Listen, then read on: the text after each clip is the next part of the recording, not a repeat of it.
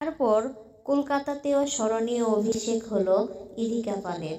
2022 সালের হিমেল আশরাফের প্রিয়তমা সিনেমায় দিয়ে বড় পর্দায় অভিষেক হয় পশ্চিমবঙ্গের এই অভিনেত্রীর। শাকিব খানের সঙ্গে তার পর্দার জুটি সুপারহিট।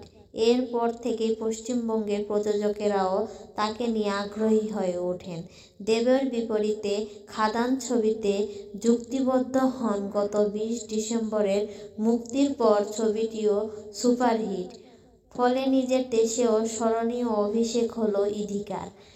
টানা সাফল্য থাকায় ও কলকাতার সিনেমার দুই বড় তারকার সঙ্গে জুটি হওয়া সহ নানা প্রসঙ্গে পশ্চিমবঙ্গের সংবাদপত্রে সংবাদ প্রতিদিনের সঙ্গে কথা বলেন ইদিকা। বড়দিনের উপলক্ষে মুক্তির পর বক্স অফিসে রীতিমতে ঝড় তুলেছে খাদান। ছবিটি দিয়ে দীর্ঘদিন পর পুরোপুরি বাণিজ্যিক ধারার সিনেমা দেখা গেল দেবকে। সিনেমার অন্যতম প্রযোজকও তিনি। সুজিত দত্ত পরিচালিত ছবিটি মুক্তি 11 দিনের বক্স অফিস থেকে 10 কোটি রুপি আয় করেছে। শাকিব খানের পর দেবের সঙ্গে জুটি হয়ে এমন সাফল্য উপভোগ করছে ইদিকা। সংবাদ প্রতিদিনকে তিনি বলেন, ছবি মুক্তির আগে কিশোরী গানটি মুক্তি পায়।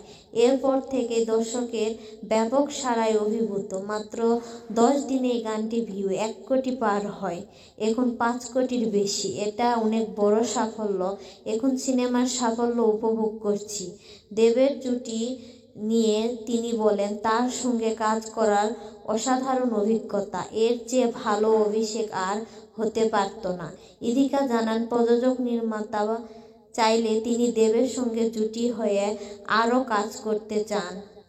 কিছুদিন আগে মুম্বাইয়ে বরবাদ সিনেমার শুটিং করেছে ইদিকা। প্রিয়তমার পর এ ছবিতে আবার শাকিব খানের সঙ্গে জুটি হয়েছে তিনি। ইদিকা জানান, মেহেদী হাসান হৃদয় পরিচালিত সিনেমাটির আরও কিছু দৃশ্যের শুটিং বাকি আছে। চলতি বছর পবিত্র ঈদ উল ফিতর উপলক্ষে মুক্তি পাবে সিনেমাটি।